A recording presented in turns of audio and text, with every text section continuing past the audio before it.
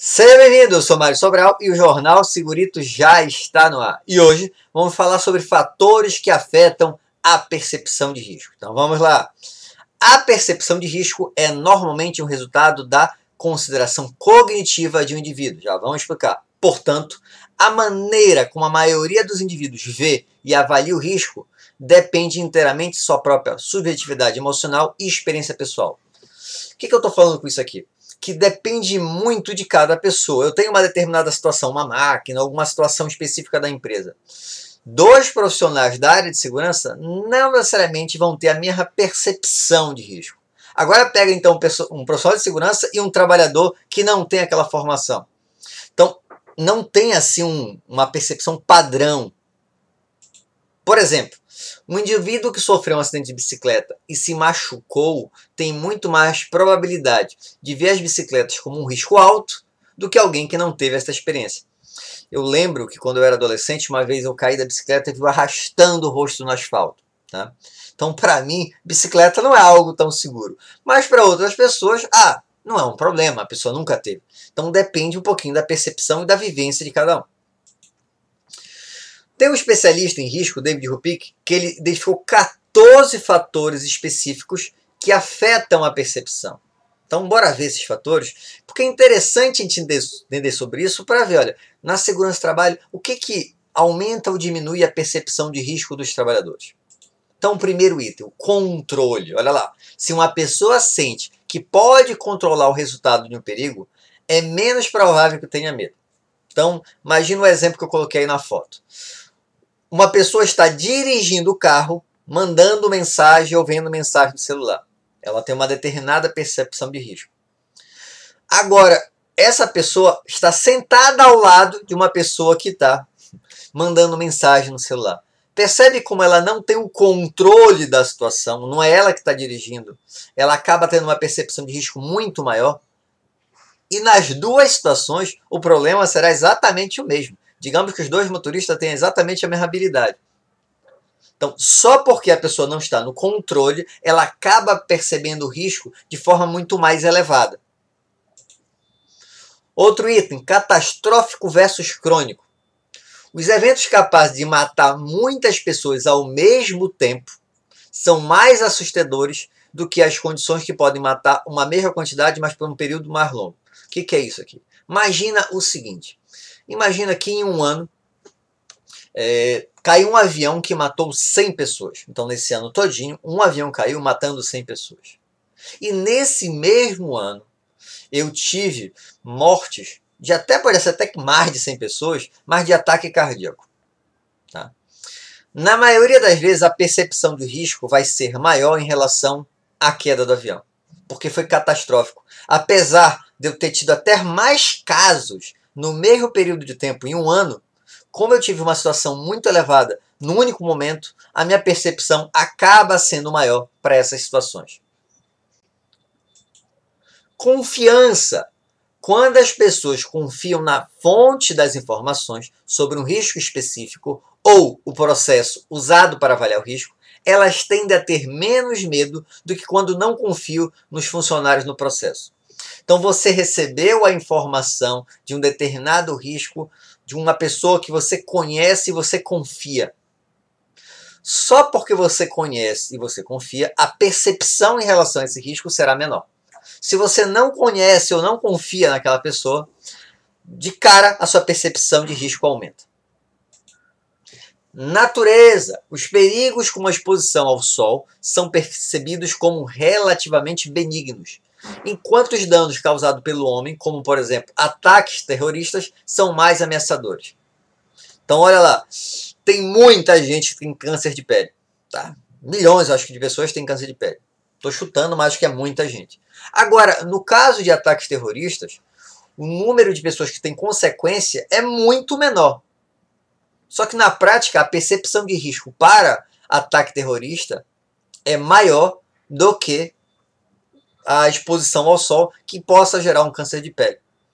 Porque é algo mais natural, digamos assim, e aí a nossa percepção acaba diminuindo. Pavor. O que é pior? Ser comido por um tubarão ou morrer de pressão alta?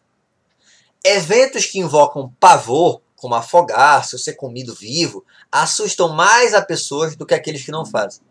Então, por exemplo, você vai morrer porque tem a possibilidade de ser comido por um tubarão. Mas você também vai morrer, há uma certeza, em função de pressão alta e não pode comer tal alimento, alguma coisa assim. Como a situação de pressão alta você não percebe, não tem um pavor, você tem uma menor percepção de risco. E a possibilidade de morte, digamos que seja exatamente igual ou até maior no exemplo da pressão alta, porque tu não encontra tubarão em qualquer canto, né? Difícil de entender. Quando as ameaças são invisíveis ou difíceis de entender, as pessoas ficam confusas sobre a natureza do risco, por exemplo, energia nuclear, e o evento se torna mais assustador. Isso varia um pouquinho, mas eu não ter conhecimento sobre uma determinada situação, que você começa a imaginar, a criar outras possibilidades, podem fazer com que você aumente a percepção daquele risco. Incerteza. Os eventos inspiram mais medo quando as pessoas não comunicam o que se sabe ou quando os riscos são simplesmente desconhecidos. Vou pegar o exemplo aqui da vacina para o Covid. Tá? Tem muita gente que está com medo, não é do Covid, é da vacina, porque eles não sabem as consequências. E se causar algum efeito colateral, alguma coisa assim. Então essa incerteza também aumenta a percepção de risco.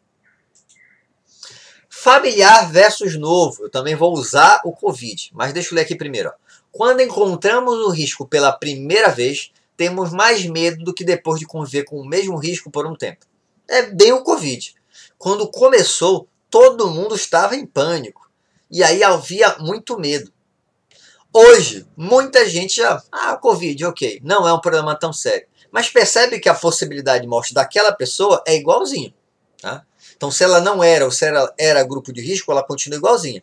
Só que, como uma coisa ficou mais familiar, diminuiu a percepção desse risco.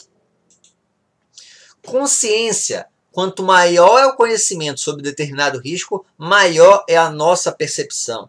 Então, quanto mais tu entende, sabe as consequências, sabe o que pode acontecer, em tendência aumenta mais. Percebe que alguns itens acabam sendo um pouquinho contraditório, mas vai ser diferente de acordo com cada pessoa. Mas é interessante a gente verificar as várias possibilidades, tá, de aumento ou diminuição de percepção de risco. Vítima conhecida. Isso é bem interessante. Ó. Um risco tornado real por uma vítima conhecida torna-se mais assustador, mesmo que o risco real não possa ser maior do que era antes de ser personificado por essa vítima. Então o que é isso? Está acontecendo diversos acidentes, alguma coisa assim. Por exemplo, assalto. Tem vários assaltos na cidade, mas você nunca foi assaltado. Você não tem uma percepção tão elevada. Um colega seu, não foi nem você, um colega seu próximo foi assaltado. A sua percepção de risco aumenta. Isso acontece numa máquina também, numa empresa. Um determinado equipamento lá, as pessoas dizem que é perigoso, mas nunca aconteceu um acidente. Aconteceu um acidente com um colega de trabalho. Isso vai fazer com que aumente a sua percepção também, porque era uma vítima conhecida. Idade afetada. Os riscos são mais assustadores quando afetam as crianças.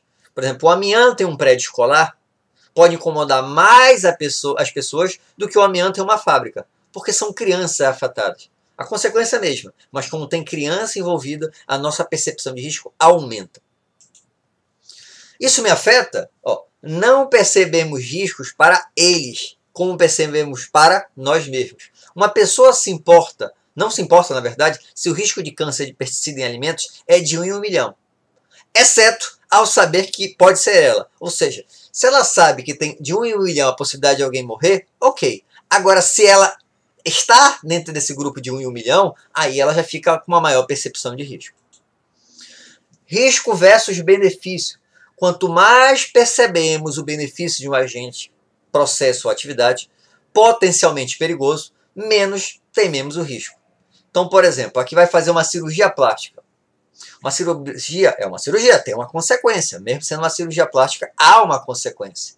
Porém, quando uma pessoa percebe assim, não, mas tem um benefício, vai ficar mais bonito, não sei o quê, ela acaba diminuindo a percepção desse risco. Imposto versus voluntário. O que seria isso? Temos mais medo de um risco que nos é imposto do que aquele que voluntariamente nos expomos ao mesmo risco. Vamos pegar de novo o exemplo do carro.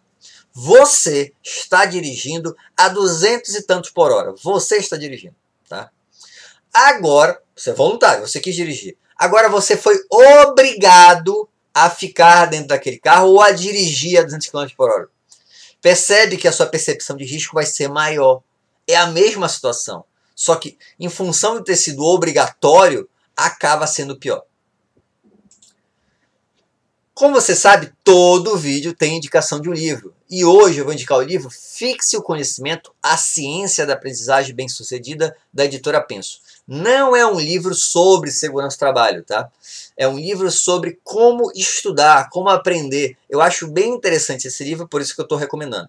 E eu vou também colocar na descrição do vídeo o artigo que serviu de base para eu fazer esse vídeo, tá? E eu achei bem interessante também.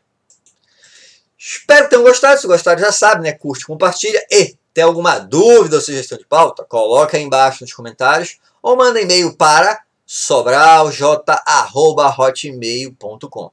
E não se esqueça de inscrever aqui no canal. Um abraço e até o próximo programa.